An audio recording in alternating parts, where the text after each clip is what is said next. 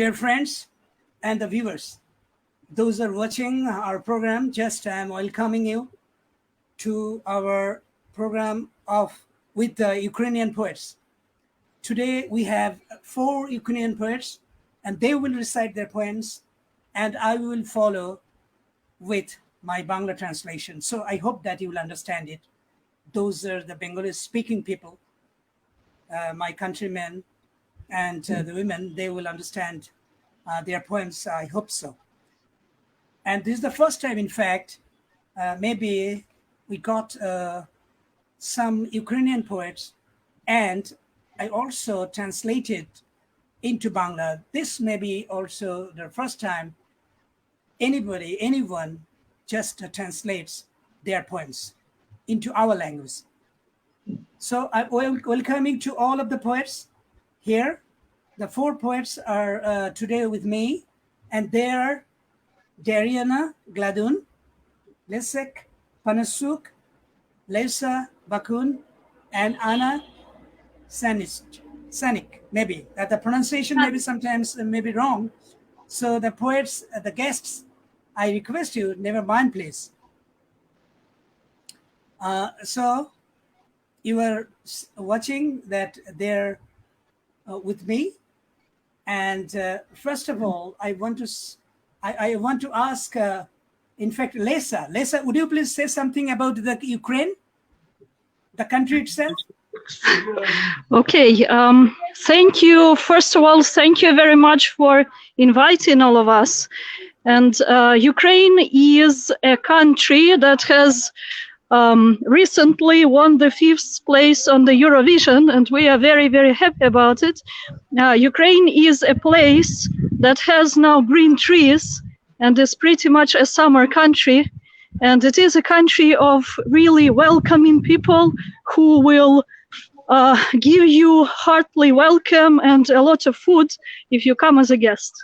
So you're all welcome to kind of be together with us on the Feast of Poetry. Thank you, Lesyk. Thank you very much. But I want to ask you that how many people you have, that population? Well, on different calculations, they say it is 45 million people or 41 million people right now. Okay, and the culture, the language is Ukrainian language, am I right? And do you have any other language your people speak? We have 2 main languages, Ukrainian and Russian, but we also have multiple languages. We have minorities that speak Armenian, that speak Georgian, and they have been with us for like 15 centuries. And Greeks, we have a lot of Greek minorities, mainly on the Azov Sea. So we have a lot of languages, and we really welcome foreigners as students as well. Okay, thank you very much, Lesyk. And you have heard that she was talking about the Ukraine, the country itself, how it is. But am I right that it is a very hilly country? You have lots of mountains and ocean. Do you have? Well, they say that Ukraine has pretty much every climate and every type of geographical area. We have mountains, we have steppes, we have forests, and we even have a desert, and we have 2 seas. So Ukraine is a very picturesque country, and it is actually the biggest country in Europe. Yeah, and the weather? Could you please tell us about the weather, how it is?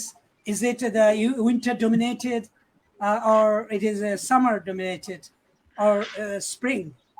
Right now, we have pretty much summer here in Kharkiv. I live in Kharkiv, which is the eastern part of Ukraine. And right now we have pretty much summer. So it is very hot. And I'm actually looking forward to going for a swim tomorrow in a lake. But we have pretty fierce winters as well. We have short sprints, unfortunately, which is like 2 weeks, maybe 3 weeks. And then from fierce winter, we have like short sprint of 2 or 3 weeks, and then we jump into hot summer for like 3 months. Okay, thank you very much, Lesyk.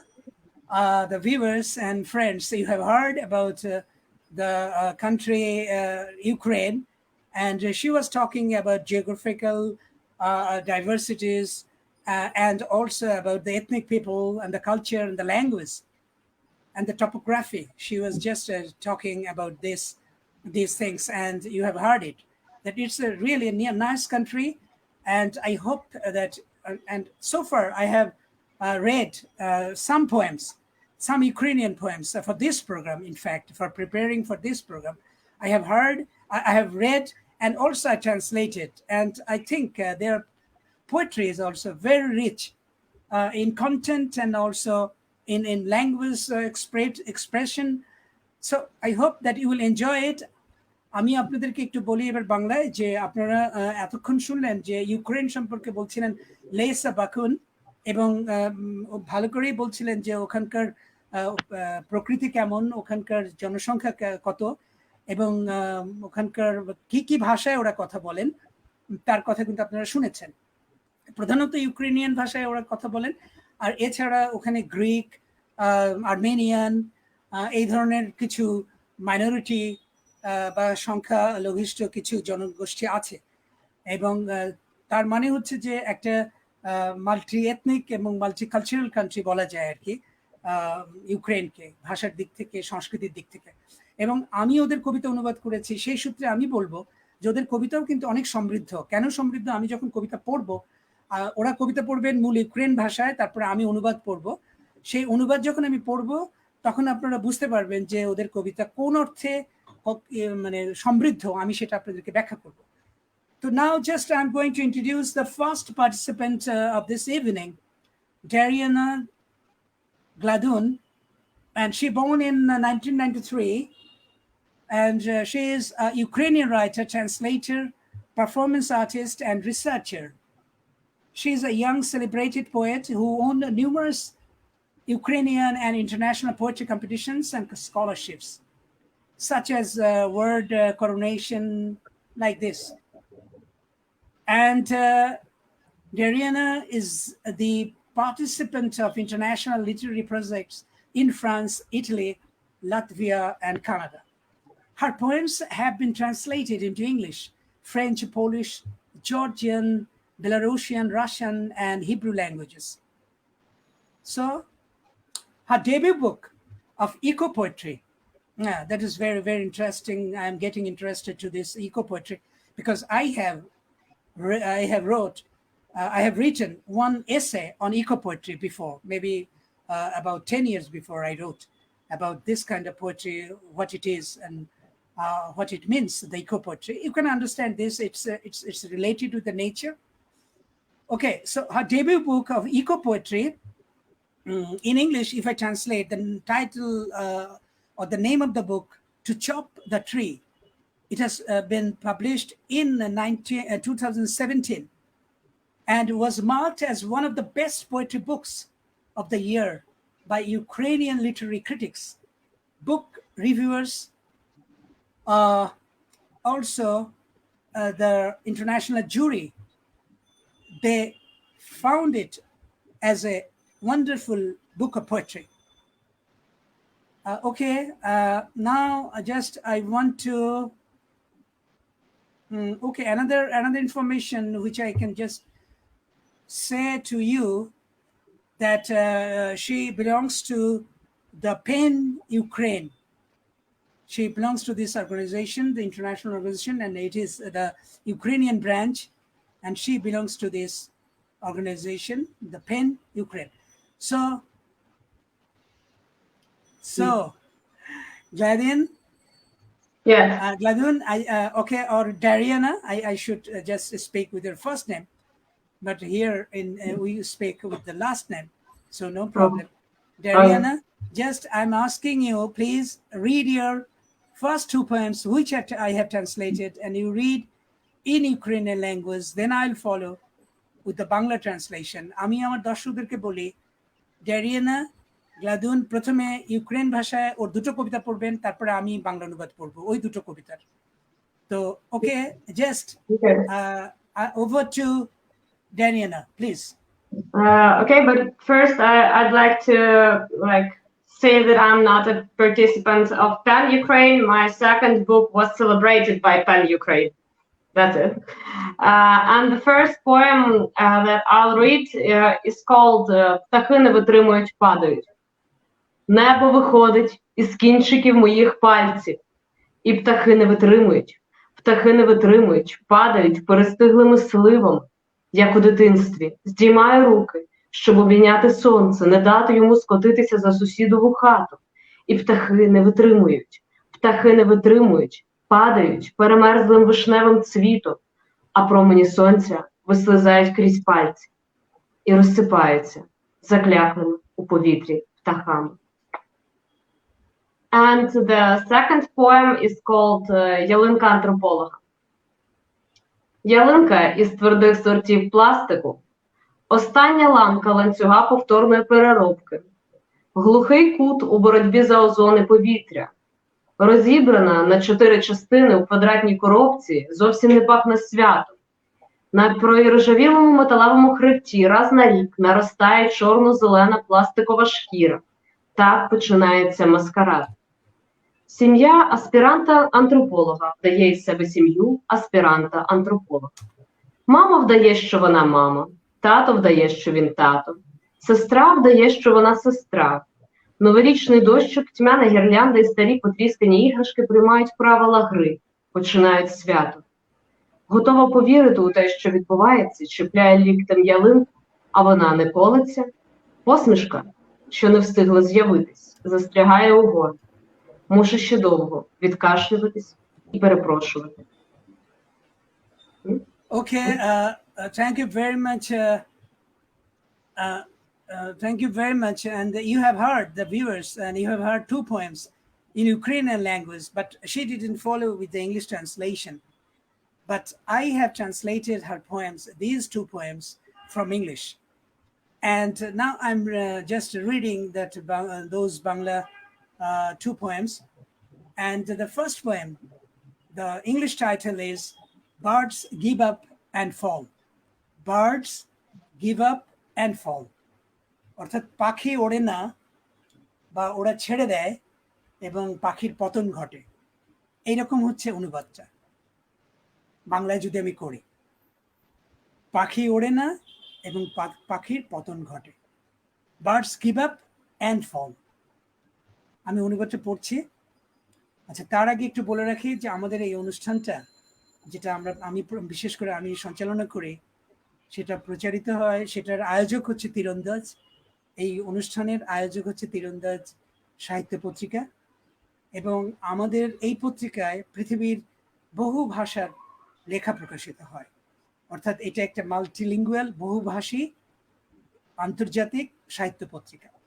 এবং এই পত্রিকার এখন আমরা একটা উৎসব সংখ্যা করতে চলেছে, যেটা বাংলায় বাংলা যারা লেখেন তাদের লেখা নিয়ে গল্প, কবিতা, প্রবন্ধ, অন্য ধরনের সাক্ষাৎকার, এগুলো মিলিয়ে আমরা একটা উৎসব সংখ্যা করতে চলেছি, এবং সেটা প্রকাশিত হবে ছাপা হয়ে। সেটা অনলাইনে প্রকাশিত হবে না, ছাপা হয়ে প্রকাশিত হবে। এবং আমরা খুব আশা করছি খুব শিগগিরই এই পত্রিকাটা আপনাদের সামনে তুলে ধরতে পারবো। আরেকটি কাজ আমরা করছি, সেটা হচ্ছে যে ইতিমধ্যে করেছি, সেটা হচ্ছে যে আমরা একটা আন্তর্জাতিক সাহিত্য পত্রিকা করেছি। সে আন্তর্জাতিক কেন বলছি? কারণ তাতে প্রকাশিত হচ্ছে বিভিন্ন ভাষার, বহু ভাষার কবিদের কবিতা এবং ইংরেজি অনুবাদ। প্রায় 41 জন কবির কবিতা আছে, এবং সব মিলিয়ে 51 জন লেখক লিখেছেন প্রথম সংখ্যায়। সেই পত্রিকাটির নাম কিন্তু একটু ভিন্ন। তীরন্দাজেরই ইংরেজি অনুবাদ করে আমরা সেই পত্রিকাটির নাম রেখেছি, সেটার নাম হচ্ছে দি আর্চার।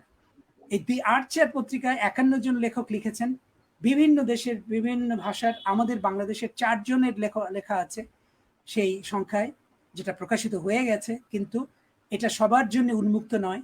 এই পত্রিকাটি, এই দি আর্চার ইংরেজি পত্রিকা, বহুভাষী পত্রিকাটি সবার জন্য উন্মুক্ত নয়। এই জন্য নয় যে আমরা এটা অনলাইনে এটাকে আমরা সেল করছি, এই অর্থে যে এটা 204 পৃষ্ঠার একটি অনেকগুলি ছবি, অনেক ধরনের ইলাস্ট্রেশন এবং মাল্টি কালার, বহু রঙের এই পত্রিকাটি। এবং তার জন্যই আমরা একটা খুব সামান্য অর্থ রেখেছি এটার বিনিময় মূল্য হিসাবে। বাংলাদেশ থেকে যারা পড়তে চান তারা 50 টাকায় এটা কিনতে পারবেন, আর যারা বাইরের তারা এটা কিনছেন কিন্তু 5 ইউরো দিয়ে, এবং আমরা অনেক সাড়া পেয়েছি। বেশ বাইরের কবিরা বিশেষ করে এবং লেখকরা বেশি সাড়া দিয়েছেন, এবং তারা এটা কিন্তু কিনেছেন 5 ইউরো করে। তো আপনারা যারা বাংলাদেশে কিনতে চান তাদেরকে বলবো যে আপনারা বিকাশে আমার সঙ্গে যদি যোগাযোগ করেন আমার মেসেঞ্জারে, তাহলে আমি বিকাশ নাম্বার দিয়ে দেবো। আপনারা সেখানে 50 টাকা পাঠালেই আমি সঙ্গে সঙ্গে পত্রিকাটা দিয়ে দেবো অনলাইনে। এটা কিন্তু ফ্লিপ বুকটা হচ্ছে ডিজিটাল বই, সেই ডিজিটাল বই আপনাদেরকে আমি পাঠিয়ে দেবো, লিঙ্কটা আপনারা পড়তে পারবেন।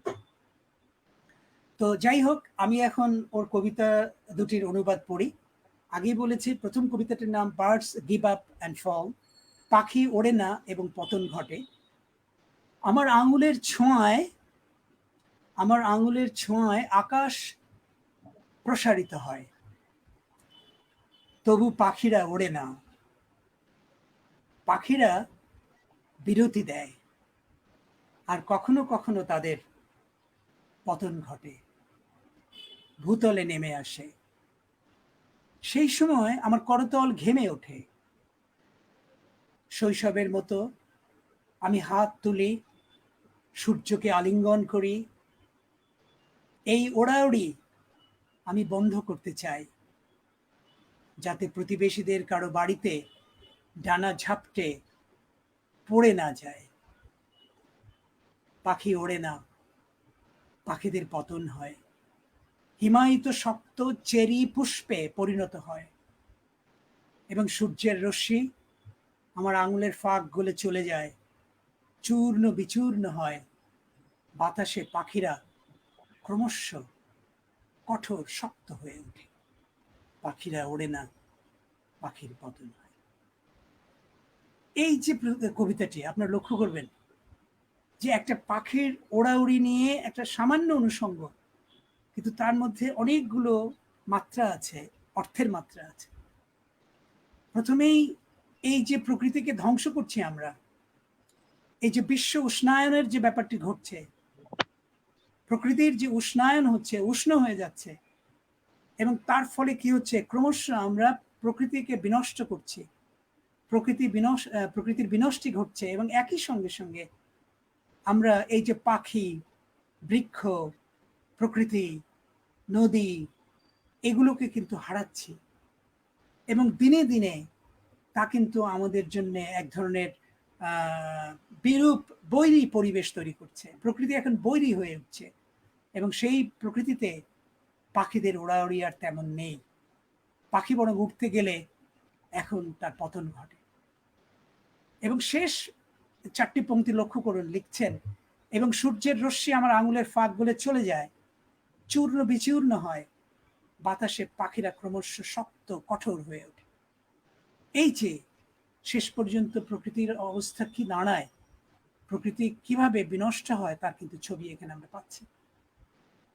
এবং এখানে কিন্তু খুব বড় করে বলা নেই যে প্রকৃতি ধ্বংস হয়ে যাচ্ছে, এইভাবে কিন্তু কবিতা হয় না, তারা লেখে না।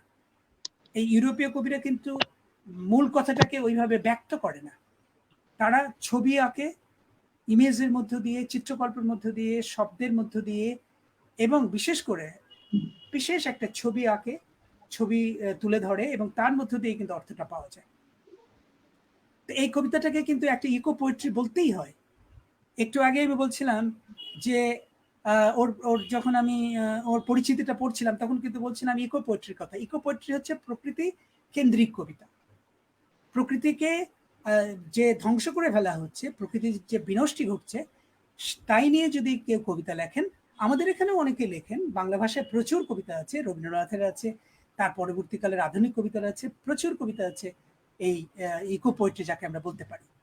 তো সেই ধরনের কবিতা বিশেষ করে গত 20 বছর ধরে পাশ্চাত্য ইউরোপে এই ধরনের কবিতার চর্চা অনেক বেশি হচ্ছে। বিশেষ করে ক্রমশ যখন পৃথিবী উষ্ণ হয়ে উঠছে, পৃথিবী বসবাসের অযোগ্য হয়ে উঠছে, প্রকৃতির ধ্বংস ঘটছে, তখন এই ধরনের কবিতা কিন্তু বেশি লেখা হচ্ছে। তো যাই হোক, আমি এবার দ্বিতীয় কবিতাটা পড়ি। এই কবিতাটার মধ্যেও কিন্তু সেই অনুষঙ্গ আছে, কিন্তু একটু অন্যরকম ভাবে লেখা, এবং এই কবিতাটা খুব চমৎকার কবিতা। ইংরেজি টাইটেল হচ্ছে এই কবিতাটার Christmas tree in the house of an anthropologist. অর্থ হচ্ছে নৃবিজ্ঞানীর বাড়িতে ক্রিসমাস গাছ বা বৃক্ষ বা ট্রি। তো এটা ক্রিসমাস ট্রি বাংলাতে বলা ভালো, অনুবাদ করলে সহজে বোঝা যায় যে নৃবিজ্ঞানীর বাড়িতে ক্রিসমাস ট্রি। তো নৃবিজ্ঞানীর কথাটা বলার সঙ্গে সঙ্গে কিন্তু আমাদের কাছে একটা সাংস্কৃতিক অনুষঙ্গ চলে আসে। নৃবিজ্ঞানীরা কিন্তু আসলে কালচারাল সংস্কৃতিকে তারা ব্যাখ্যা করেন, সংস্কৃতি সম্পর্কেই তাদের যত পড়াশোনা এবং গবেষণা। তো সেই রকম একজনের বাড়িতে ক্রিসমাস ট্রি। কি লিখছেন কবি দেখুন, শক্ত প্লাস্টিকের তৈরি ক্রিসমাস গাছের ফল। আপনারা জানেন যে ক্রিসমাস গাছের ফল মানে হচ্ছে এক ধরনের গোল গোল একটা কিছু ঝুলিয়ে দেওয়া হয় এবং সেটা এবং আরো কিছু কিছু ঝুলিয়ে দেওয়া হয় ক্রিসমাস ট্রিতে, এবং সেগুলোকেই কবি বলছেন যে ক্রিসমাস ফল। শক্ত প্লাস্টিকের তৈরি ক্রিসমাস গাছের ফল, এটা তো প্লাস্টিকেরই হয়, কারণ গাছটাও তো প্লাস্টিকেরই হয়, কিন্তু ওখানে যে গোল গোল যে ফলগুলো ঝুলে থাকে সেগুলো প্লাস্টিকের, সেটাই বলছেন। শক্ত প্লাস্টিকের তৈরি ক্রিসমাস গাছের ফল, পুনর্ব্যবহারযোগ্য সর্বশেষ যোগসূত্র, ওজোন স্তর এবং তাজা বাতাসের জন্য যুদ্ধ করতে করতে শেষ প্রান্তে এসে পৌঁছেছি।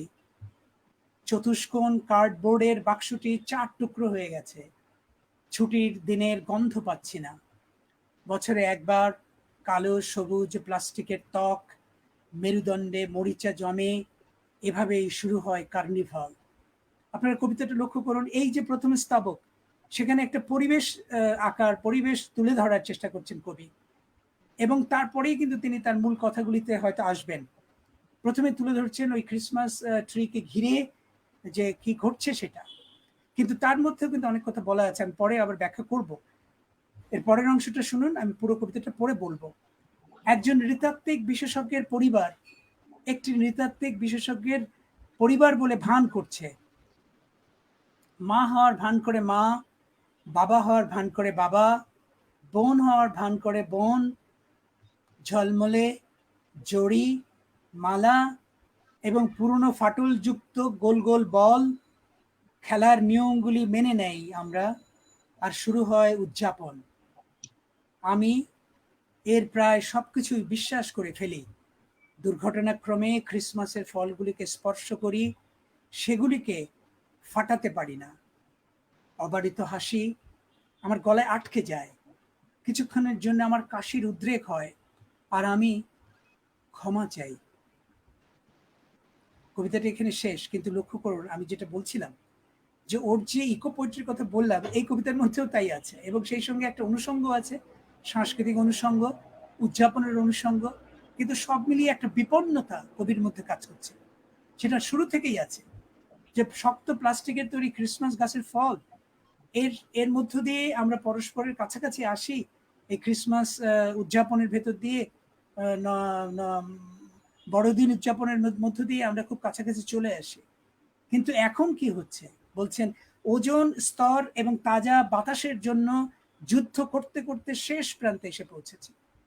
তার মানে মানুষ এখন যে ওজোন স্তর ক্রমশ ধ্বংস হচ্ছে এবং তা যে আমাদেরকে বিপন্ন করছে, আমাদের যে নির্মল বায়ু বা বাতাসের অভাব ঘটছে, সে কথা কিন্তু বলছেন কবি এখানে।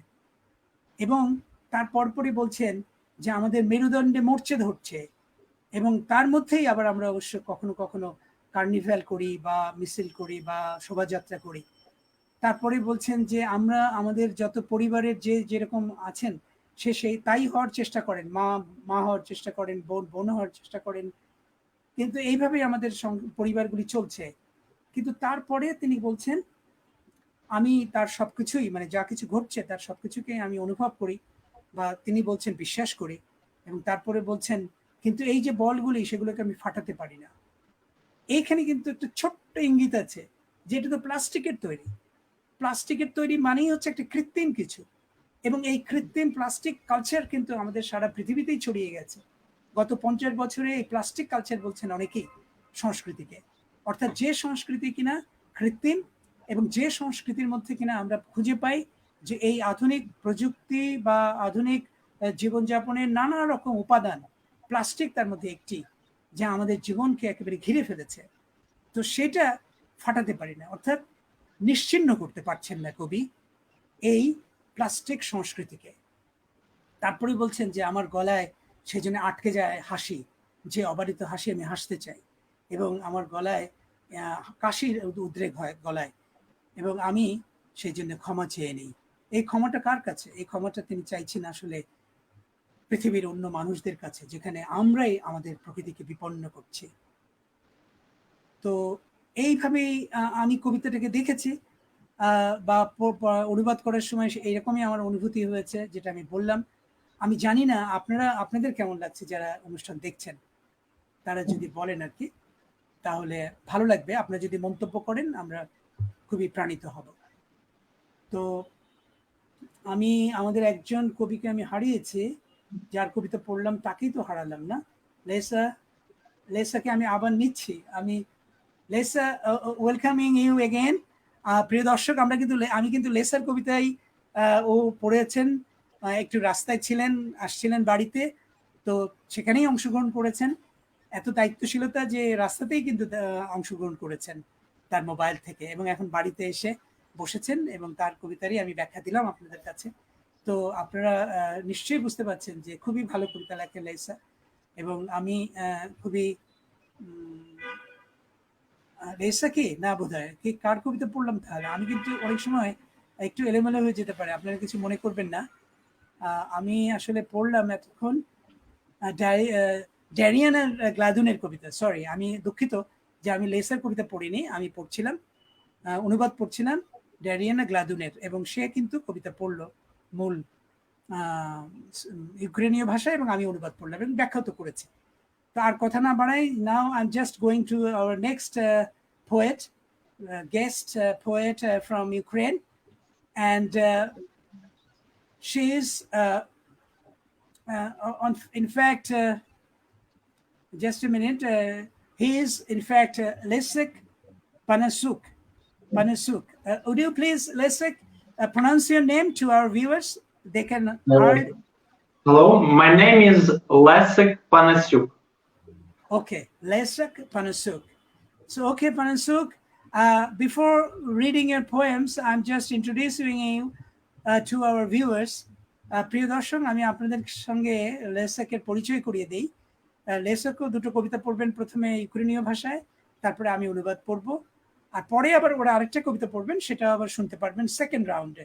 সো লেসাকের পরিচয়টা আমি বলি। আগে আমি just telling you about Lesyk, and he is a Ukrainian writer, translator, designer, and performance artist. And he is the author of 3 poetry books.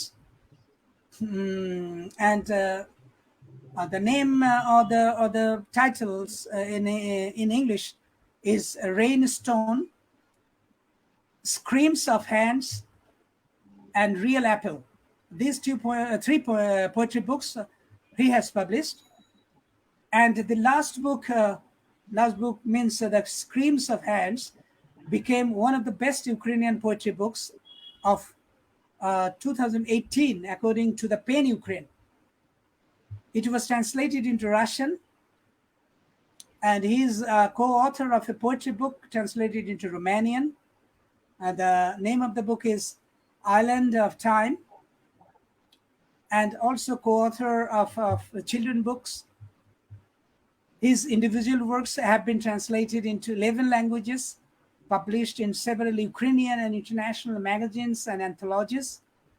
He translates contemporary literature into Ukrainian, translator and co-translator of books by Dmitry Kuzmin and Valzina Mort, Artem World. These are the Ukrainian poets, and he is the co-author and published some anthologies with them. And he also awarded and got prizes, literary prizes, in different competitions and contests. Okay, so now, and the last, another information I want to just give you, that he has taken some projects on Polish, Belarusian, Latvian, Moldovan, Italian, French, American, Canadian, and Bangladesh different projects he took on poetry and translation, of course. That means he is translating Bengali or Bangla poems. So please, you read now your 2 poems. Lesyk, I'm just requesting you to read your poems. First, you will read in Ukrainian language, then I'll follow with the Bangla translation. So over to Lesyk, please. The first one is going according. Акордеон. Акордеони тролейбуса, твої міхи повні нашого мовчання, що веземо з дому на роботу, з роботи додому. Мовчання – це зовсім не золото, це гроші, що коштують дешевше, ніж папір, на якому надруковані. Девальвація. О, девальвація, ми всі мільйонери. Змовчати для нас тепер нічого не варто. У старому запелюженому акордеоні ми як ноти непридатні для гімну. Мовчання – наша національна валюта. 1000 рожевих язиків за одну маленьку несправедливість. Наше мовчання під матрацами, у шафах, між сторінками книжок, відкладається, наче жир. Притуляє кондуктор вказівний палець до свого масного рота. Але що ж акордеон тролейбуса? Куди він нас везе? Для чого розтягує свої міхи? Чому зрідка сипляться іскри з нотного стану? Наче це токар грає на інструменті, а не музикант. Давайте не будемо про це говорити. And the second one, ice. Лід.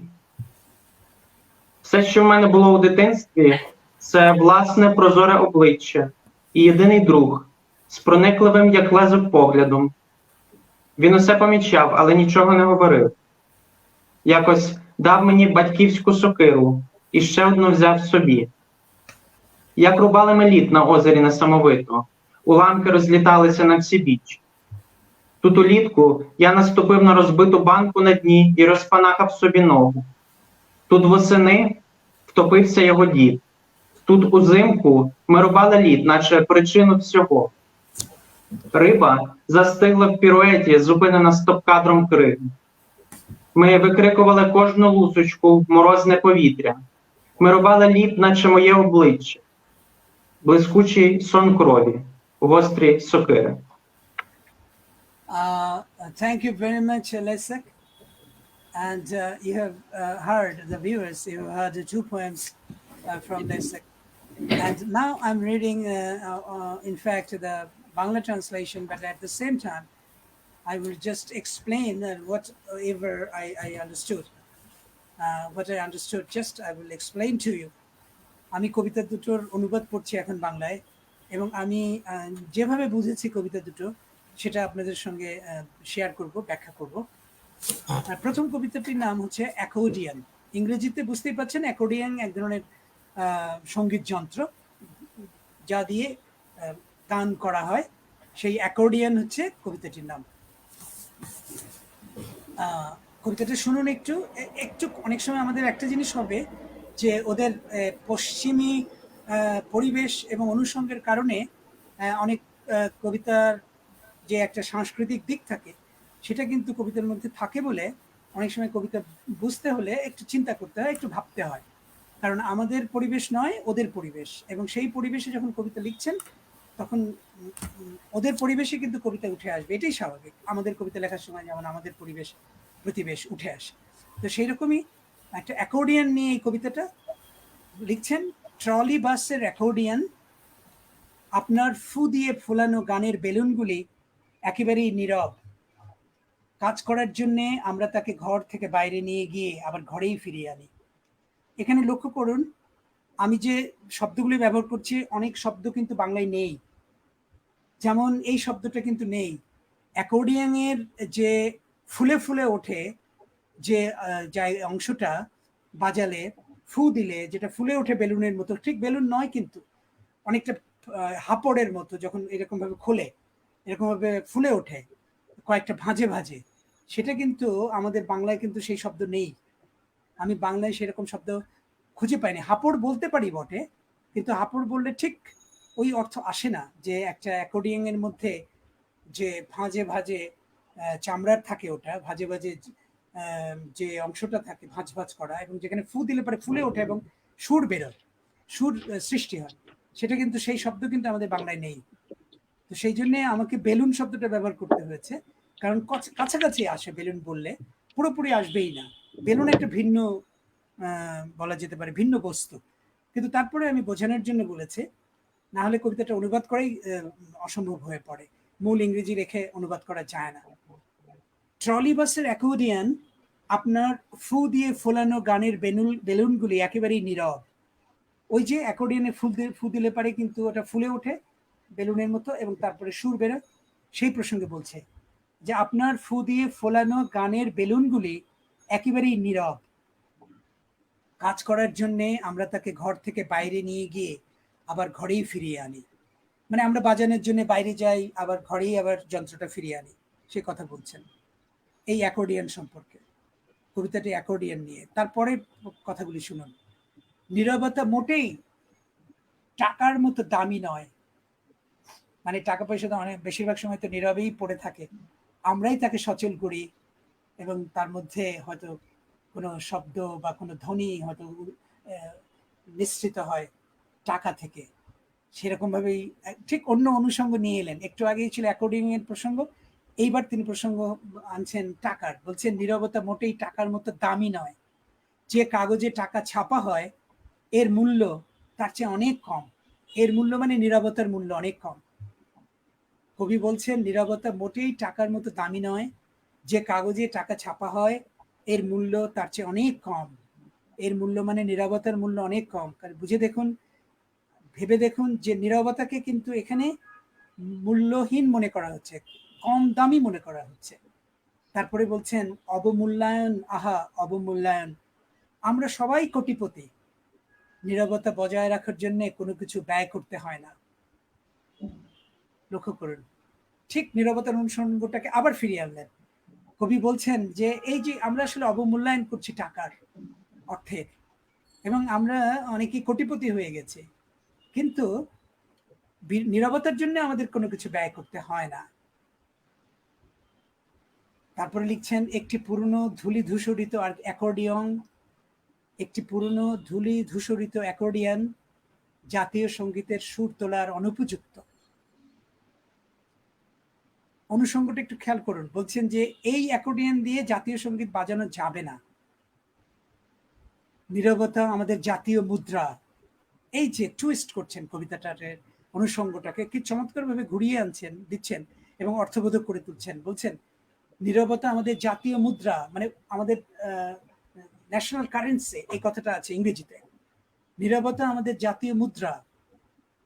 ছোট ছোট অবিচারের মুখে 1000 গোলাপি জিহ্বা।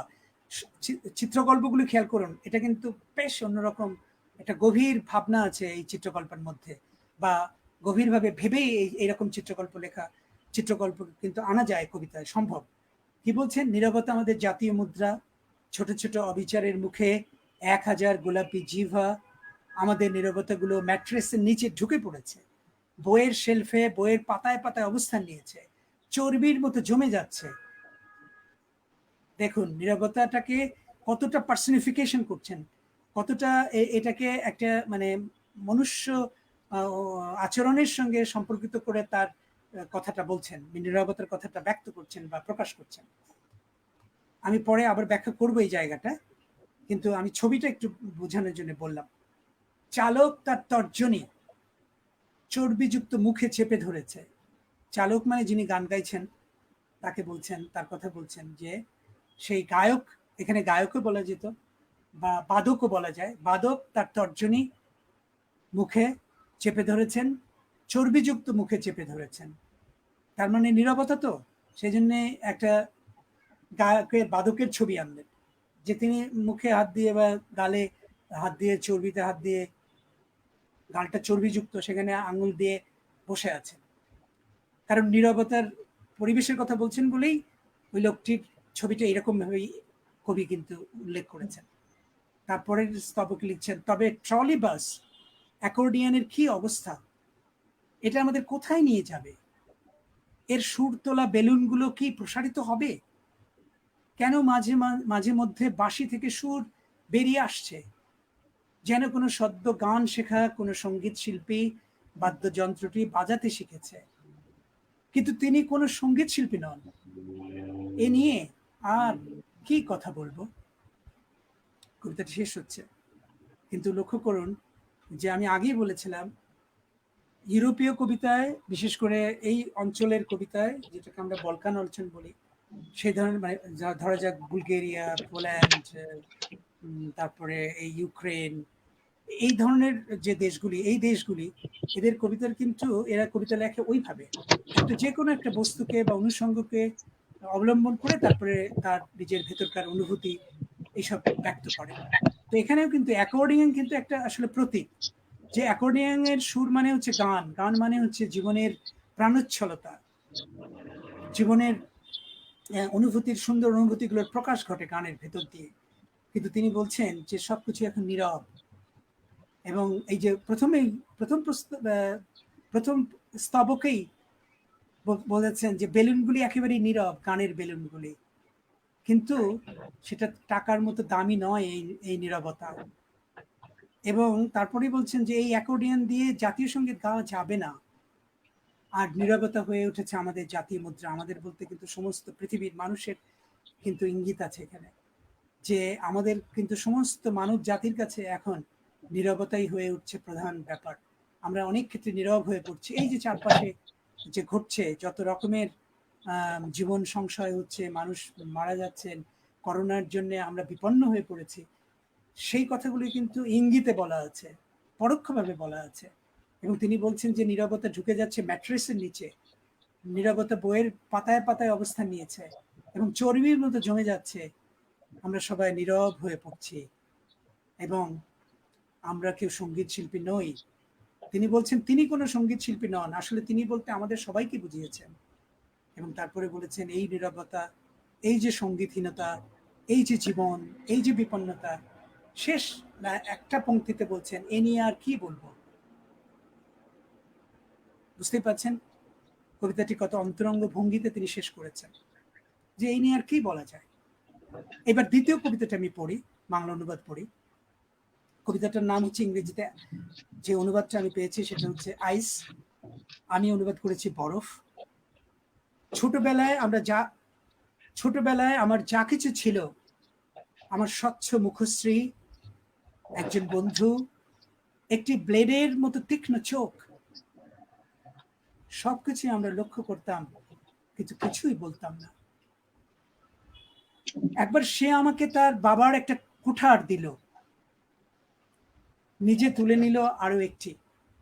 লক্ষ্য করুন এখানে একটি চরিত্র আছে, দুটি চরিত্র আছে, একটা হচ্ছে কবি নিজে বা বক্তা এই কবিতার, আরেকটা হচ্ছে আরেকটা চরিত্র যাকে তিনি সে বলছেন। সে বলে এই সে সর্বনামের আড়ালে আরেকজন মানুষ আছেন। এই দুইজন মানুষের কথা এখানে আছে, কিন্তু কথাগুলি হচ্ছে বরফকে ঘিরে, এবং বরফে কুঠার চালাবে এই দুজন, এবং সেই অনুষঙ্গটা কি কি অনুভূতি জাগায়, কি বক্তব্য এই কবিতায়, সেটা কিন্তু লক্ষ্য করুন। অর্থাৎ বরফে কুঠার দিয়ে বরফ ভাঙা হবে, কুঠার চালিয়ে, এবং সেই কথাটা বলছেন সেই পরিবেশের মধ্য দিয়েই কবিতাটা কিন্তু তৈরি হয়েছে, সেই পরিবেশ দিয়েই কিন্তু কবিতাটা তৈরি হয়েছে। কবিতাটা আবার এই জন্য আমি পড়ি, তাহলে আপনাদের বুঝতে খুব সুবিধা হবে। ছোটবেলায় আমার যা কিছু ছিল, আমার স্বচ্ছ মুখশ্রী, একজন বন্ধু, তীক্ষ্ণ ব্লেডের মতো চোখ, সবকিছুই আমরা লক্ষ্য করতাম কিন্তু কিছুই বলতাম না। একবার সে আমাকে তার বাবার একটা কুঠার দিল, নিজে তুলে নিল আরো একটি। আমরা পাগলের মতো হ্রদের বরফে কুঠার চালিয়েছি, সর্বত্র ছড়িয়ে পড়েছে ধ্বংসাবশেষ। এখানে গ্রীষ্মে আমি একটি ভাঙা পাত্রে পা রেখেছিলাম ভুল করে, এবং পাত্রের তলাটা ফেটে গিয়ে আমার পাটা আলাদা হয়ে গেল। এখানে এই শরৎকালে তার দাদা ডুবে মরে গিয়েছিল। এখানে শীতকালে আমরা সবকিছুর কারণ হিসেবে বরফে কুঠার চালিয়ে বরফ ভাঙতে চেয়েছিলাম। কুঠারের আঘাতে আঘাতে জমে থাকা বরফের মধ্যে জমে থাকা মাছগুলি চমকে উঠেছে।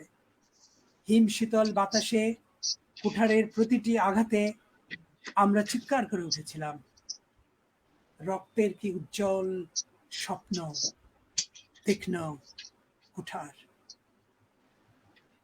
আপনারা লক্ষ্য করুন কি চমৎকার ভাবে একটা কুঠার এবং বরফের আঘাত করে করে বরফ চূর্ণ বিচূর্ণ করা হচ্ছে, এবং তার মধ্যেই মানুষের বিপন্নতা, মাছের কথা আছে, এবং তার মধ্যে কিভাবে পরিবেশের একটা ধ্বংস ঘটছে।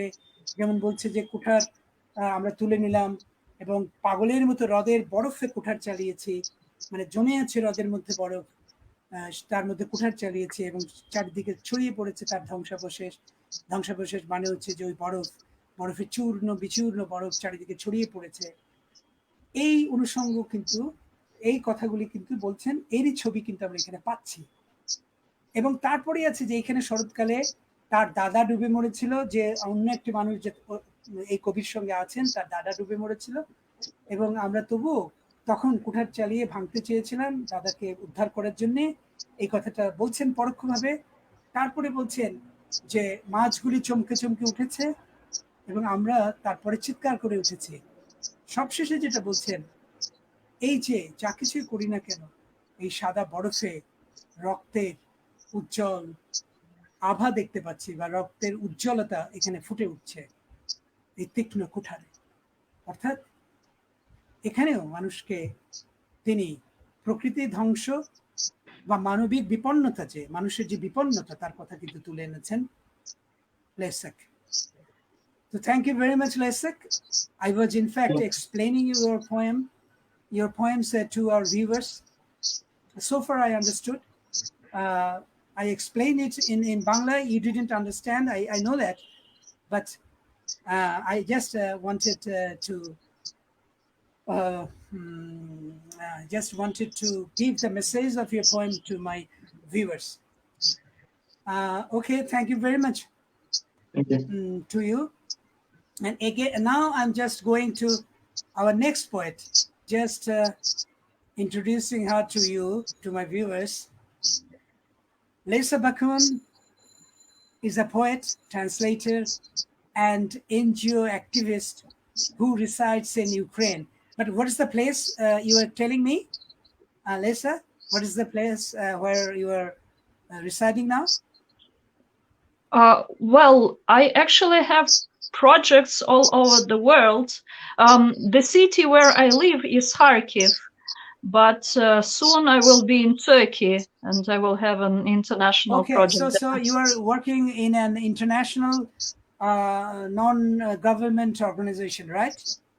Yes, exactly. Okay. Actually, I'm working kind of in a network of NGOs that are engaged in European Commission projects, like all over Europe. I see. So আমি দর্শকদেরকে বলি যে লেসা বাকুন আসলে একজন কবি, অনুবাদক, এবং তিনি একজন একটা আন্তর্জাতিক বেসরকারি সংগঠনে তিনি কাজ করেন, এবং সেটা হচ্ছে ইউরোপীয় কমিশনের একটা প্রজেক্ট। সেই প্রজেক্টে তিনি কাজ করেন এবং এই মুহূর্তে তিনি আছেন ইউক্রেনে। কিন্তু তিনি যেটা বললেন যে এরপরেই তিনি চলে যাবেন টার্কি, তুরস্কে যাবেন তার কাজের জন্য। Am I right? Are you going to Turkey next? Yes. I'm having an international youth project in Turkey in June. Okay. So আপনারা শুনতেই পারলেন যে ও একটা ইন্টারন্যাশনাল ইউথ প্রজেক্টে কাজ করে এবং এরপরেই ও যাবেন হচ্ছে কাজের সূত্রে যাবেন হচ্ছে তুরস্কে। তো আমি আরো ওর পরিচয়টা আরেকটু বলি। She has been writing since childhood in Ukrainian, Russian, and of course in English. So you have already heard that her English is wonderful, and she speaks very well in English. So her poems have been published in several anthologies.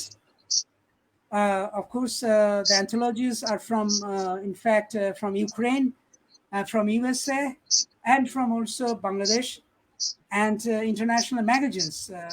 Her poems have been included in some international magazines published from USA and published from Singapore. Her poems have drawn praises from readers and spoken word artists from 30 countries, such as USA, Australia, Poland, Mauritius, Indonesia, Trinidad, and Tobago. She has visited 22 countries, of which she gave lectures in 7. Oh, wonderful. So this is the great achievement she has earned, that she has visited 22 countries and delivered 7 lectures. Okay, and since June 2020, she acts as a writing, publishing, and digital marketing consultant. That means she is a consultant, digital marketing consultant and publishing consultant.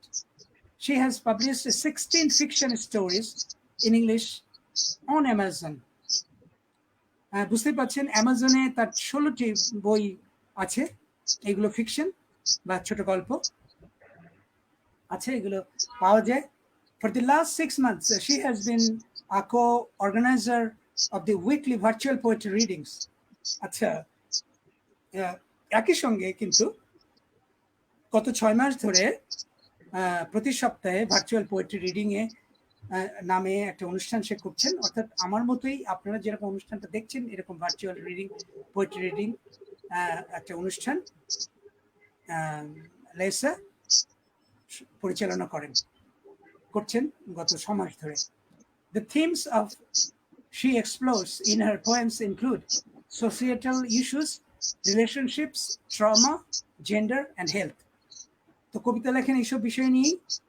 সেগুলো হচ্ছে যে মানবিক সম্পর্ক, মানুষের আতঙ্ক বা ভীতি, মানে যাকে বলতে পারি ট্রমা, তারপরে জেন্ডার, নারী পুরুষের সম্পর্ক, এবং স্বাস্থ্য.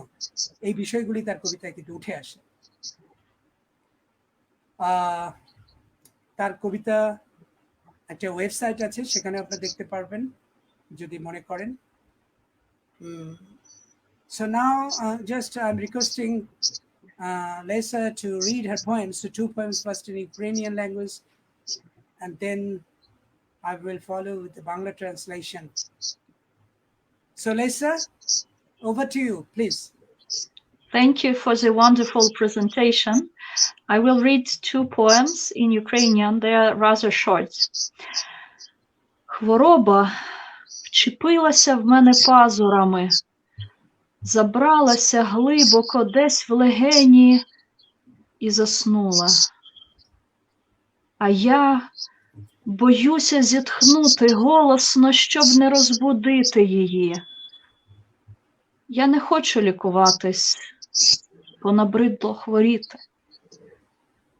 And the next poem is as follows. Я перехворіла тобою, дерева кивають мені зеленими холодними верхівками, а я шукаю свою нішу і свою цільову аудиторію, вірніше кажу всім навколо, що шукаю, насправді ховаючись. Ким же ти є, людино з моєї цільової аудиторії, адже існуєш ти точно? Напевно, це хтось зголоднілий за якісною, смачною українською, хтось несміливий, з осунутими плечима, хтось, що дивиться очима собаки, яку занадто часто пинали ногами, хтось несмілий у своєму праві, той, хто не бере сам, але й не тікає, отримавши. Thank you. Okay, thank you very much, Lesa.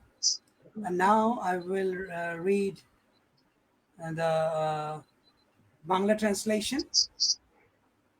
And এখানে একটা কথা বলে রাখি, আমাদের যারা দেখছেন বাংলা ভাষী দর্শক যারা, তাদেরকে বলি যে কবিতার অনুবাদ আসলে যে কোনো অনুবাদী কবিতা তো বটেই, খুবই কোনো একটা সহজ ব্যাপার নয়.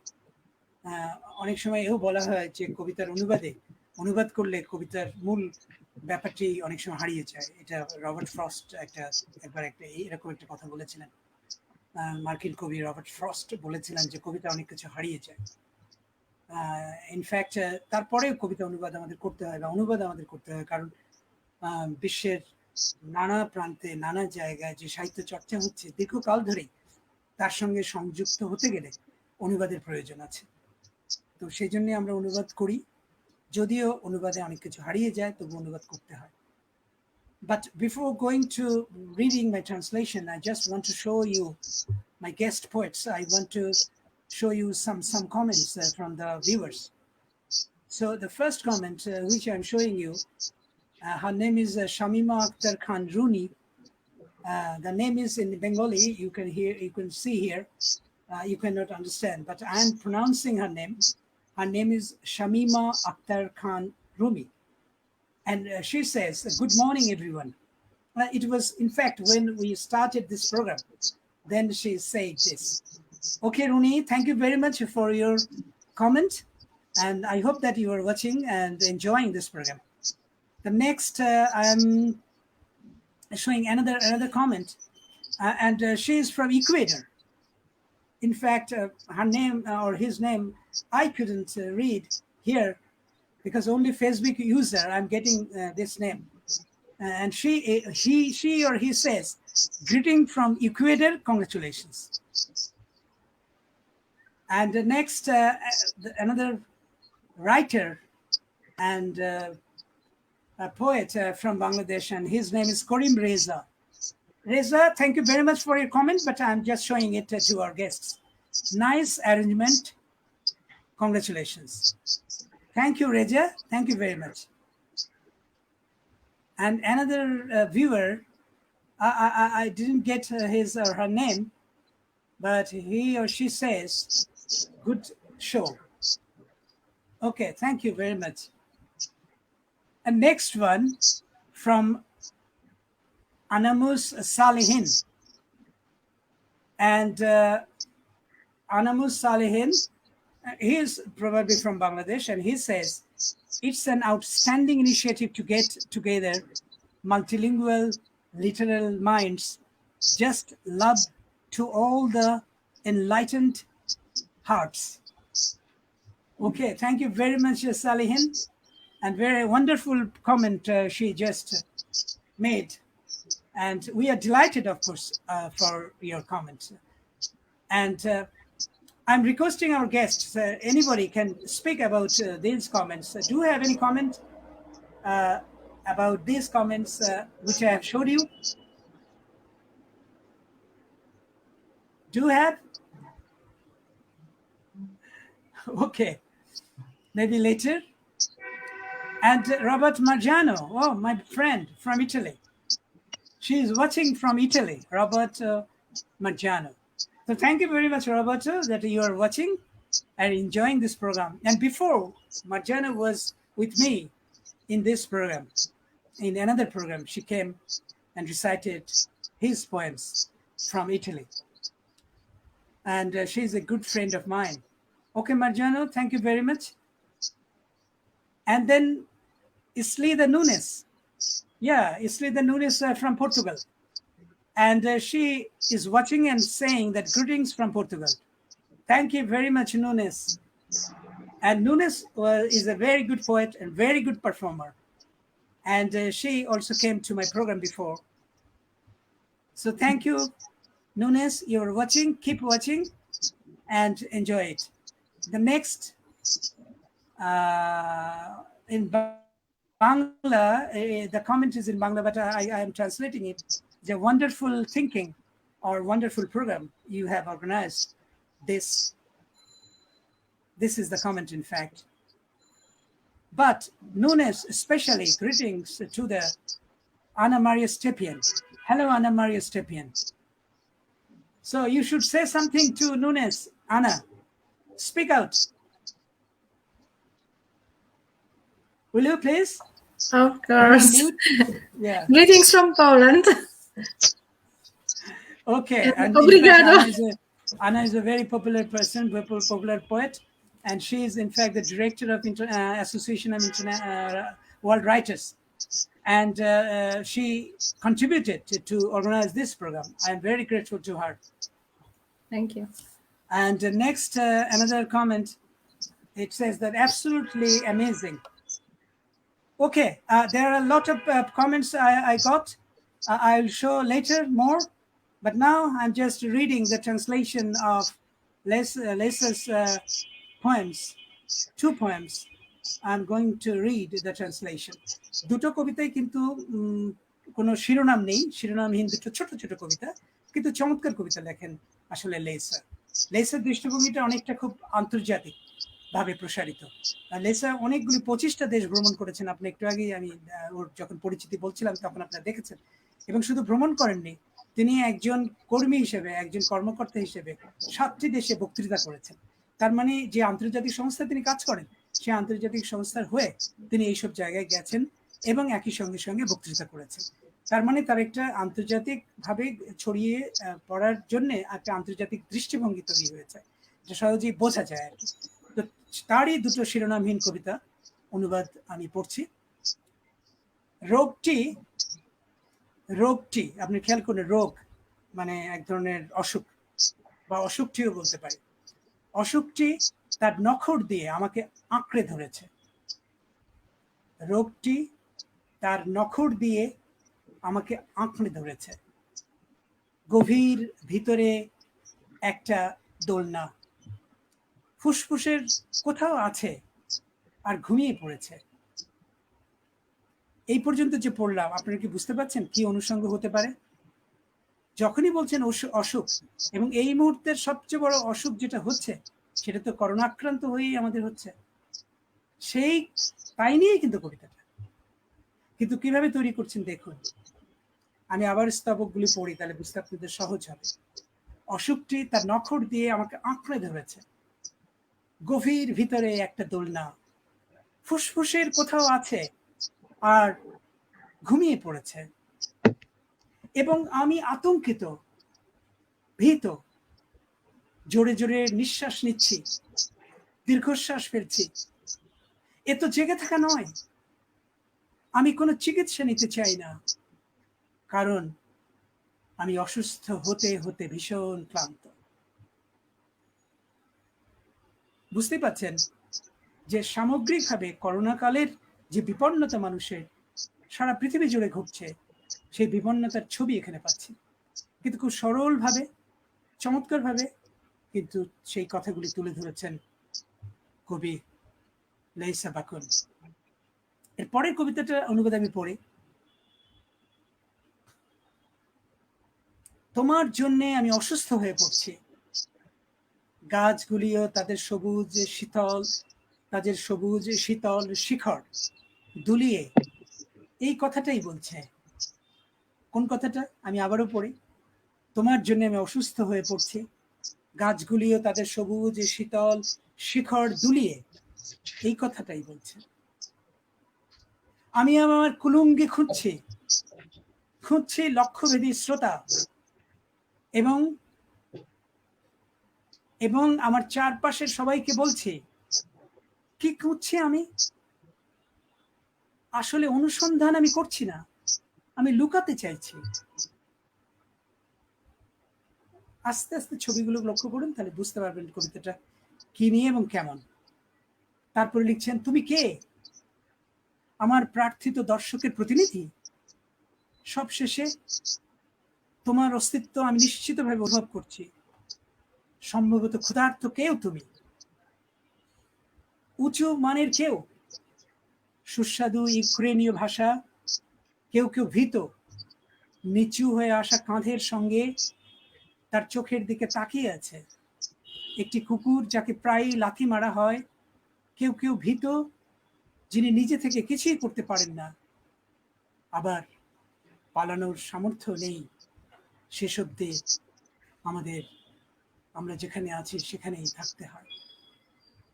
এটাও কিন্তু এই করোনাকালের বিপন্নতা নিয়ে লেখা, এবং অনুষঙ্গটা প্রকৃতির সঙ্গে মিলিয়ে লেখা, যে তোমার জন্য আমি অসুস্থ হয়ে পড়ছি, গাছের সবুজ শীতল শিখর দুলিয়ে এ কথাই বলছে। আমি আসলে খুঁজছি কিছু, কিন্তু কে খুঁজছি?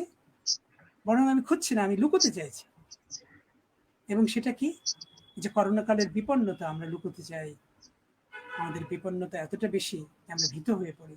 সে কথাটা পরের স্তবকে আছে, কেউ কেউ ভীত। এবং আমরা পালানোর জন্য চেষ্টা করছি, কিন্তু পালানোর সামর্থ্য আমাদের নেই।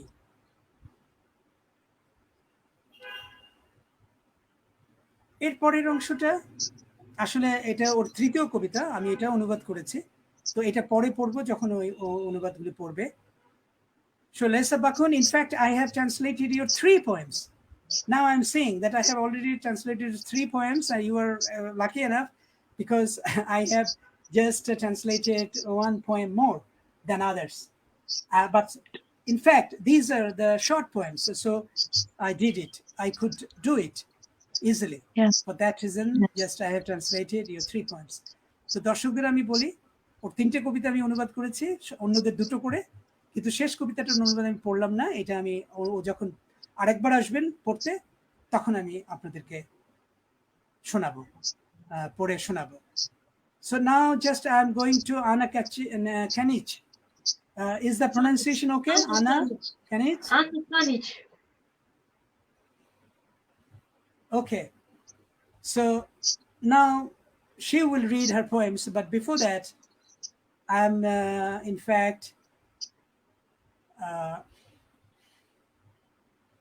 fact introducing her to you, to my viewers. Anna was born on April 14, 1987 in Odessa, Ukraine. She graduated in philology from the International Humanities University, fluent in 5 foreign languages: English, Serbian, Greek, Spanish, Russian. She began her creative adventure as a culture animator at Ukrainian Polonia, author of 4 comedy dramas staged at the Polonikon Polot Theatre, Odessa, and she is also involved with another theater, Grodzki. Her lyrics, poems, poetry, translations, short stories, and journalistic texts appeared in the pages of almanacs and anthologies from Poland, Spain, Greece, and Romania. As a prose writer, she published the historical novel called Sofia and Cassius in Serbia. The work has been translated into 5 foreign languages. Currently, it is preparing for its printed premiere in Croatia, Poland, Greece, USA, Spain, and Romania. So Canic is a poet as well as a prose writer, fiction writer, and also dramatist. And she knows, in fact, she is fluent in 5 foreign languages. তো আমি আনার ক্যানিচের পরিচয়টা একটু বাংলায় যদি একটু বলি, দর্শকদের জন্য বলছি যে আনা ক্যানিচ কিন্তু ইউক্রেনের কবি। তার পড়াশোনা হয়েছে ভাষাতত্ত্বে, যাকে ইউরোপের কোনো কোনো দেশে বলা হয় ফিলোলজি, আমরা বলি লিঙ্গুইস্টিক্স, কিন্তু ফিলোলজিও বলা হয়। তো ফিলোলজিতে পড়াশোনা করেছেন একটা বিশ্ববিদ্যালয়, এবং 5টি বিদেশি ভাষায় তিনি দক্ষ: ইংরেজি, সার্বিয়ান, গ্রিক, স্প্যানিশ, রাশিয়ান এবং অফকোর্স ইউক্রেনিয়ান, আর মাদার ল্যাঙ্গুয়েজ। এবং তিনি অ্যানিমেশনের কাজ করেছেন, কমেডি ড্রামা বা কমেডি নাটক লিখেছেন, এবং সেগুলো মঞ্চস্থ হয়েছে বিভিন্ন থিয়েটারে। এবং তার কবিতা বা গান এবং অনুবাদ এবং গল্প, আবার কিছু কিছু আছে যেগুলো সংবাদধর্মী প্রতিবেদন, সেগুলো প্রকাশিত হয়েছে বিভিন্ন অ্যান্থোলজিতে, পত্রিকায়, পোল্যান্ডে, স্পেনে, গ্রিসে, রোমানিয়ায়, সার্বিয়াতে। সার্বিয়াতে তিনি আসলে সার্বিয়ান ভাষায় তার একটা ঐতিহাসিক উপন্যাস প্রকাশিত হয়েছে, এবং শুধু সার্বিয়া নয়, 5টি ভাষায় এই উপন্যাসটি অনুদিত হয়েছে। এবং তিনি এখন প্রস্তুত হচ্ছেন আরো কয়েকটি ভাষায় এগুলো প্রকাশ করার জন্য। তো বুঝতেই পাচ্ছেন যে কবি হিসেবে খুবই গুরুত্বপূর্ণ একজন কবি হচ্ছেন আনা ক্যানিচ, কারণ তিনি কিন্তু একজন ভার্সেটাইল বা একজন বেশ সমৃদ্ধ বলতে পারি লেখালেখির দিক থেকে এরকম একজন গুরুত্বপূর্ণ কবি, ইউক্রেনের কবি।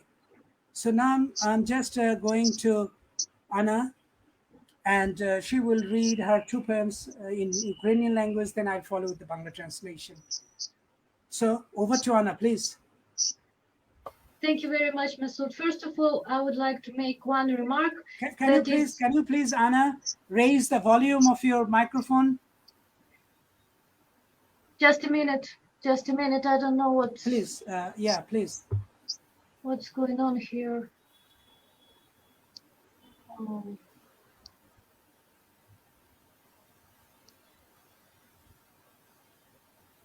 I think that the volume is on the maximum.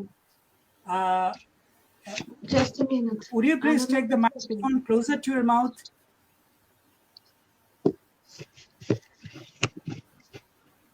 But you won't see me then. I'll just would you please take your microphone closer to your mouth so that we can hear more better? Just a moment. Please. Okay. And I know what Anna wanted to say, because she will read in Polish, not in Ukrainian, because she is connected with Poland too. Okay, so okay, I understood. But this information I didn't get, that she will read the poems in Polish. There was a line about it. আমি দর্শকদের বলি যে আনা পোল্যান্ডের সঙ্গে বেশ গভীরভাবে যুক্ত. How she is related with the Polish or Poland? Polish roots. And I say born in Poland? Born in Odessa, so in Ukraine, but her But her ancestors are from Poland, right? I think so. Okay, her ancestors are from Poland. So প্রিয় দর্শক, আপনাদেরকে আমি বলছি যে আনা হচ্ছেন ইউক্রেনের কবি, কিন্তু পোল্যান্ডের সঙ্গে তার সম্পর্ক গভীর, এবং তার পূর্বপুরুষ ছিলেন পোল্যান্ডের। এখন তো উনি আছেন ইউক্রেনের কবি, কিন্তু পোলিশ ল্যাঙ্গুয়েজটা বা পোল্যান্ডের ল্যাঙ্গুয়েজটাও তিনি খুব ভালো জানেন। এবং এখন তিনি কবিতা পড়বেন প্রথমে পোলিশ ল্যাঙ্গুয়েজে, আমি তো ইংরেজি থেকে অনুবাদ করেছি, আমি পড়বো বাংলা অনুবাদ, কিন্তু তিনি পড়বেন ইউক্রেনীয় ভাষা নয়, পোলিশ ভাষায়। So she is going to read her poems in Polish language, and she wrote in fact in Polish. So now over to Anna, please read your poems. Okay, do you hear me now? Because I'm raised up my sound. Just tell me, do you hear me now? Okay, we are hearing, but not that much louder now. Okay, it's okay. I'm requesting you to the viewers, please raise your volume of your mobile or your laptop so that you can hear her poems. Please go ahead. Okay. First one is Little Death in Little Paris. In Polish, Mała śmierć w małym Paryżu. Nie steruj mną, zakłamany świecie. Nie chcę dziś zobaczyć Paryż i umrzeć. Mam inne plany i inny kierunek. Wyrwana z tłumu, obca dla czasu i wiatru. Odpuść więc sobie, Odpuść więc sobie, czarno-biały świecie. Zmieniłeś mi imię, nie powołanie. Zmieniłeś mu pasję, lecz nie imię. Nie możesz uwięzić. Nie możesz uwięzić trzęsienia ziemi, rządzić anomalną strefą. Daj spokój, świecie sztywnej klasyki i brzydkich nowości. Paryż nie jest dla mnie, chyba że ten mały ze śmiercią tak samo. And the second one is called Lockdown. Ciemność przenika ściany, zakłóca plany, narzuca edykty, zabiera zbolałych, rozdziela złączonych i łamie gorliwych. A ja nadal pędzę, jak mądrość ku własnej radości. Okay, is it over?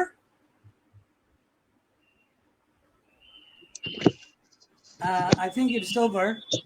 So now I'm just reading the translation of her poems. Two poems she read, in fact, in Polish language, and now I'm reading the Bangla translation. প্রিয় দর্শক এবং বন্ধুরা, আপনারা এতক্ষণ ওর কবিতা শুনলেন। উনি Polish ভাষায় কবিতা দুটো পড়েছেন, আমি বাংলা অনুবাদ করছি। আমরা একটা জিনিস লক্ষ্য করছেন যে আমরা কিন্তু ইংরেজি অনুবাদ মাঝখানে পড়ছি না, কারণ মূল কবিতা এবং তার বাংলা অনুবাদ পড়লেই আমি মনে করি যে আমাদের দর্শকরা জেনে যাবেন কবিতাটি সম্পর্কে বা কবিতাটির স্বাদ পাবেন। আবারও একটু স্মরণ করিয়ে দিই যে এই অনুষ্ঠানটা পরিচালিত হচ্ছে তীরন্দাজের সৌজন্যে, এবং তীরন্দাজ প্রতি সপ্তাহে এইরকম বা প্রতি 2 সপ্তাহ হতে পারে আমাদের পরিকল্পনা আছে যে আন্তর্জাতিক কবিতা উৎসব করার, এবং যেটা আমরা আজকে করছি একটা, এবং আন্তর্জাতিক ছোট গল্পের উৎসব করার, এবং সেখানে পৃথিবীর বিভিন্ন দেশের কবিরা যুক্ত হবেন এবং আমাদের লেখকরা যুক্ত হবেন। আজকে আমাদের বাংলাদেশের কবিরা নেই, কোনো কবি নেই এই অনুষ্ঠানে, কিন্তু আগামী অনুষ্ঠানগুলোতে তারা থাকবেন, আমি তাদেরকে নিমন্ত্রণ জানাবো। এবং গল্পের অনুষ্ঠানেও থাকবেন, যে গল্পের আন্তর্জাতিক যে আন্তর্জাতিক যে পাঠের অনুষ্ঠান আয়োজনের যে পরিকল্পনা আমাদের রয়েছে, সেই পরিকল্পনার অংশ হিসেবে আমাদের বাংলাদেশের গল্পকাররা অংশগ্রহণ করবেন। তো আমি এবার একটু অনুবাদটা পড়ি। ছোট্ট প্যারিতে ছোট্ট মৃত্যু। খেয়াল করুন, ছোট্ট প্যারিতে ছোট্ট মৃত্যু। আমি আমাকে নিয়ন্ত্রণ করতে পারিনি। হে পরিপূর্ণ বিশ্ব, প্যারিকে দেখে আমি মরে যাব, সেরকম মুডে আমি নেই। প্যারি দেখতে এবং মারা যাব, আমার এরকম পরিকল্পনা কখনো ছিল না। আমি অন্যরকম ভাবনা ভেবেছি, ভিন্ন রকম ভাবনা। ভিড়ের বাইরে নিয়ে গেছি নিজেকে, আর সবসময় বাতাসের কাছাকাছি আসতে চেয়েছি, যদিও থেকেছি অপরিচিতের মতো। লক্ষ্য করুন যে প্যারিসে মৃত্যুর কথা বলা হচ্ছে, এবং এই মৃত্যুর কথা বলতে গিয়ে সারা পৃথিবীর অনুষঙ্গ আনছেন। এবং কেন এই মৃত্যুর কথা বলছেন, তার কারণ হচ্ছে যে একটা অভিজ্ঞতা হয়েছিল কবির, প্যারিসে তিনি মৃত্যু দেখেছেন এবং সেই অভিজ্ঞতাকে কেন্দ্র করে লেখা। এরপরে লিখছেন, আমাকে আমার মতো হতে দাও, কালো সাদার রাজ্যে তুমি আমার নাম পরিবর্তন করে ফেলেছ, কিন্তু আমার প্রতিজ্ঞাকে নয়। তুমি তার আবেগকে বদলে ফেলেছ, কিন্তু তার নামটিকে নয়। কিভাবে তুমি তাকে বন্দি করবে? ভূমিকম্প হবে? এটা একটা অচেনা পৃথিবীর কথা বলছেন। এখানে লক্ষ্য করুন, এই প্যারিতে আমাদের মনে আছে যে মৃত্যুর ঘটনা ঘটেছিল যখন ফরাসি বিপ্লব হয়, এবং তখন কিন্তু পুড়িয়ে মারা হয়েছিল এক নারীকে, এবং সেই অনুষঙ্গটা কিন্তু এই কবিতার পেছনে আছে। এবং মনে হচ্ছে যেন যাকে পুড়িয়ে মারা হয়েছিল সে নিজেই কবিতায় কথা বলছে, এবং সেই জন্য বলছে, কবিতাটি শুরু এরকম, আমি আমাকে নিয়ন্ত্রণ করতে পারিনি। হে পরিপূর্ণ বিশ্ব, প্যারিকে দেখে আমি মরে যাব, সেরকম ভাবনা আমার নেই। তো এই যে ফরাসি বিপ্লবের সময় একজন নারীকে যেভাবে নিষ্ঠুরভাবে মেরে ফেলা হয়, তার অনুষঙ্গ দিয়েই শুরু হচ্ছে কবিতাটি। এবং শেষের দিকে বলছেন, আমাকে আমার মতো হতে দাও, অর্থাৎ প্রতিটি মানুষের ব্যক্তি সত্তার একটা বিকাশ হওয়া দরকার, তার নিজের মতো। সেজন্য বলছে আমাকে আমার মতো হতে দাও সাদা কালোর রাজ্যে। তুমি আমার নাম পরিবর্তন করে ফেলেছ, ওই নারী বলছে যাকে নিগৃহীত করা হয়েছিল। তুমি আমার নাম পরিবর্তন করে ফেলেছ, কিন্তু আমার প্রতিজ্ঞাকে নয়, অর্থাৎ এই বিপ্লবী চেতনাকে তুমি ধ্বংস করতে পারোনি। কার উদ্দেশ্যে বলছেন? সেই শাসকদের উদ্দেশ্যে যারা নির্যাতন করেছিল, সেই স্বৈর শাসকদের বিরুদ্ধে বা সেই রাজন্য বর্গের বিরুদ্ধে যারা তাকে হত্যা করেছিল। সে বলছেন, তুমি আমার নাম পরিবর্তন করে ফেলেছো, কিন্তু আমার প্রতিজ্ঞাকে নয়। তুমি তার আবেগ, আমার আবেগকে বদলে ফেলেছো, কিন্তু নামটিকে নয়। কিভাবে তুমি আমাকে বন্দি করবে? ভূমিকম্প হবে, এ তো একটা অচেনা পৃথিবী, অচেনা কাজ। তো এইভাবেই কিন্তু প্রতিরোধ কিন্তু ভেতরে একটা আছে। এই কবির কণ্ঠে কিন্তু প্রতিরোধের একটা স্বর আমরা খুঁজে পাই, যে তুমি আমাকে কি করে মেরে ফেলবে, কি করে নাম বদলেছো, ঠিক আছে, কিন্তু আর কি করবে? এই পৃথিবীতে কি করার আছে তোমার? এই তুমিটা হচ্ছে যারা তাকে নির্যাতন করে মেরে ফেলেছিল তাদেরকে তুমি বলে সম্বোধন করছেন কবি।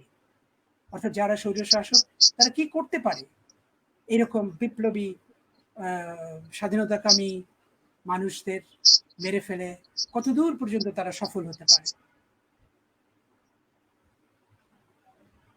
খুবই মানে অর্থবোধক কিন্তু কবিতাটা শেষ পর্যন্ত দাঁড়ায়। পরের কবিতাটা লক্ষ্য করুন, কবিতাটার নাম লকডাউন।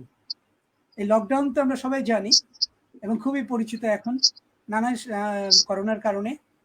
এবং লকডাউন আমাদের মধ্যে এক ধরনের আতঙ্ক বা আমাদের মধ্যে এক ধরনের শঙ্কা তৈরি করে যে নিশ্চয়ই খুব খারাপ পরিস্থিতির মধ্যে দিয়ে যাচ্ছে কোনো দেশ, কোনো এলাকা, এবং তখনই কিন্তু লকডাউন দেওয়া হয়।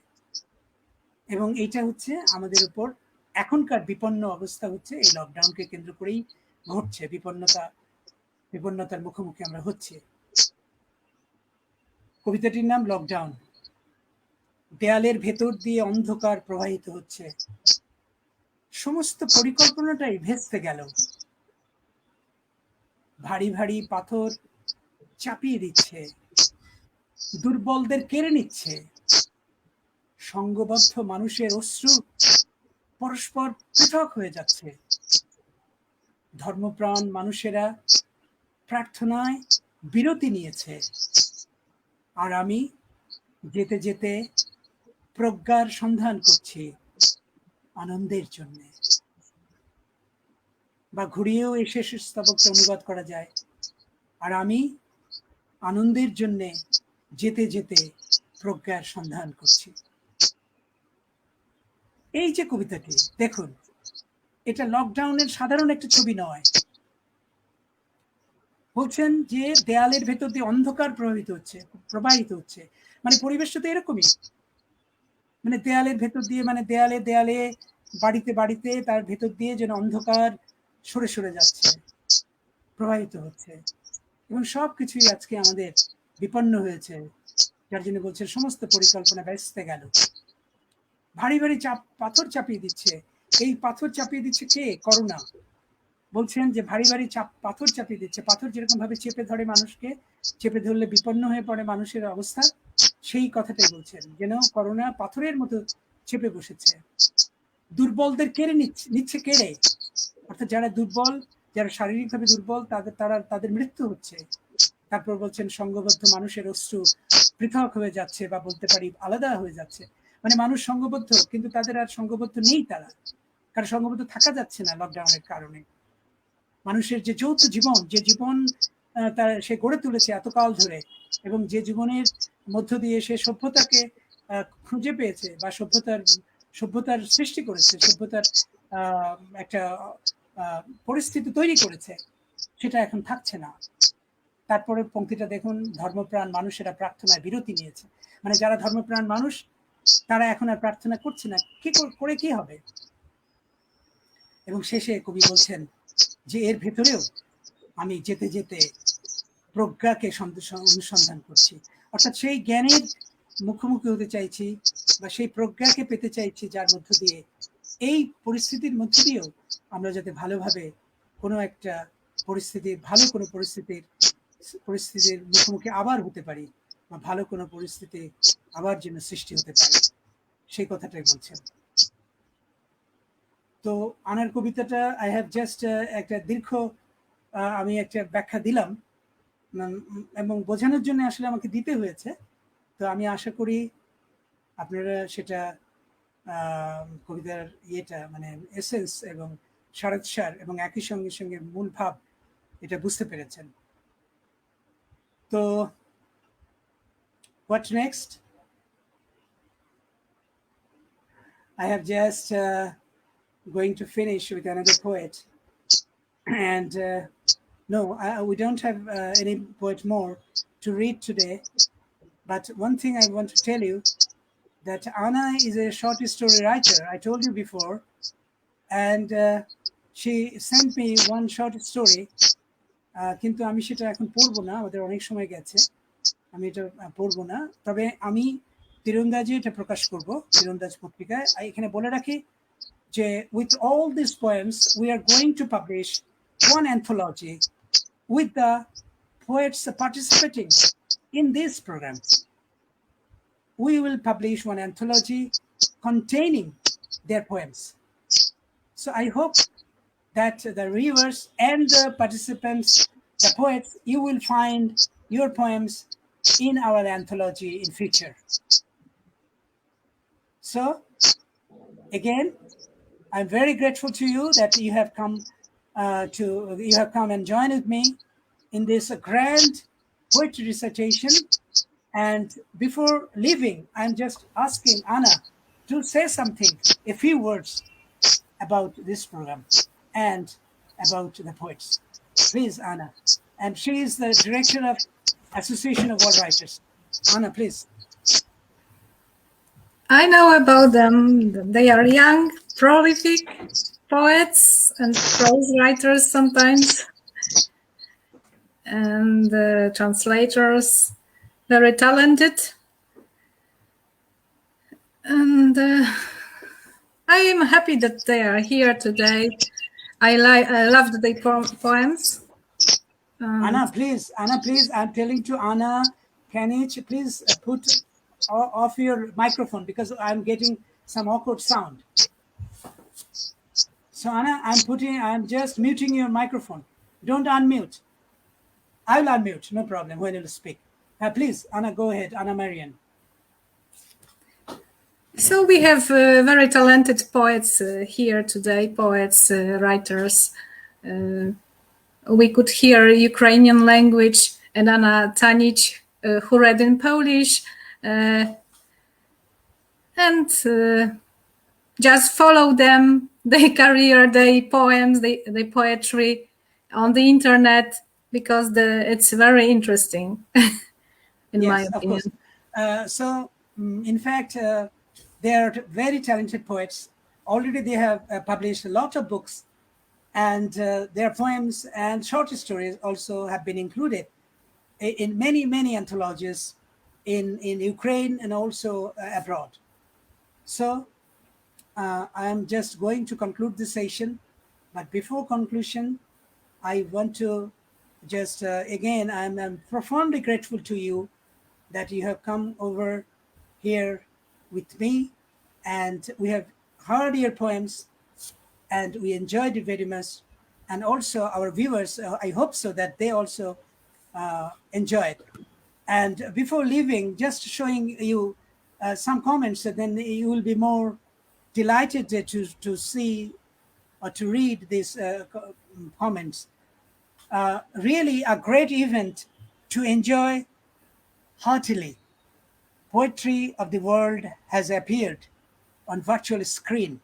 Such a wonderful assemblage of world poets injects hope in the pandemic situation, of course. Thank you very much, the commentator. I must say, I must give you thanks, a lot of thanks.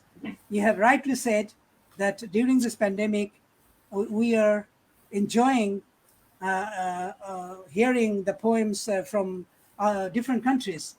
And it is, in fact, many places we are having this kind of programs, in fact, around the world. And Nunes, again, she commented, in fact, 3 or 4 comments I have seen. And the last comment, what she did, in fact, not the last one, the second last one, excellent panel of poets. Okay, thank you very much, Nunes. And she congratulated me at last. Okay, thank you very much, Nunes. You are a wonderful poet and performer, at the same time, a very good viewer of my program. So, thank you all. And if anybody wants to tell anything, you can speak. I'm giving you the floor. Will you? Nothing to say? Well, I think we're all very thankful for being invited here and being able to present a part of Ukrainian young poetry and a little bit of Polish diaspora in Ukraine as well. Yes. So actually, we kind of, Daryna and Lesyk, we kind of come from one kind of organization, a seminar Poetry and Melody, seminar of creative youth, which is like so one question. I just want to ask you: Do you have a poetry conference or poetry festival there? Exactly. Yes, it is coming in June, from 8th to 12th of June. And it is actually an annual conference that has been going on for years. And it is something that has created, like, given to Ukraine a lot of young poets and has created the new generation of poets and writers. And Daryna and Lesyk are one of the brightest young poets that came from the seminar of creative youth. They have been following for much longer than I did. But okay, yes, okay. I understood that. Hopefully, that we can also invite you. I'm openly inviting you to come to Bangladesh, and if you come and visit, please. And I know that Ukraine is a very wonderful country. So sometime in future, maybe I can visit also to your country, maybe as a poet, as an invited guest, or maybe just to travel. I hopefully I think so. I can do it in future. We will maybe think in fact, and discuss how that can be organized later on. Yes. Okay. And in fact, you know that this kind of program, these kind of programs make the poets more closer. Make the poets more closer from different parts of the world, and poets and the writers be unite. This is for humanity and for overcoming our problems, war, such and such things. We hope so, that poets can be invited for this cause. Okay, thank you very much. So good night to all of you. If I can add something. Yes, of course, please. Each of these poets were given a challenge to translate Dr. Masud Uzaman's poem, and it was a real challenge for them. And there are videos, nice videos. So I hope the videos will appear somewhere, maybe in Teerandaz. Yeah, and one thing I want to tell the poets. Yes, in future we will just upload these videos to our website, the website of Teerandaz International Multilingual Literary Magazine. We will upload there, and I will send you the link, and then I will send you the links, and you can see it after editing. Of course, after editing, we'll upload it, and then you can watch your videos. I wanted to show it tonight, but I got the videos very late. It was late arrival, so I couldn't show it tonight. But next time, I hope so that I will upload these videos to our website, and then you can watch it. And I will also upload your poems translation and the original poems. And tonight, I didn't request you to read your third poem, because we have already 1.5 hours gone. So I am just concluding this session, and hopefully next time, in another time, maybe from Ukraine or maybe with poets from other countries, I will invite you. Because I organize even some occasional programs I organize, such like the International Women's Day, Women Day, I organized one program. And I also organize programs on the birthday of the poets. So if you have, if your birthday is forthcoming in near future, please tell me. We will organize one program for celebrating your birthdays. Yes, just inform Anna about this, that when is your birthdays, and she will organize, and we both organize a live program, and we'll celebrate your birthdays. Okay? Sir, good night to all of you. Thank you. Welcome.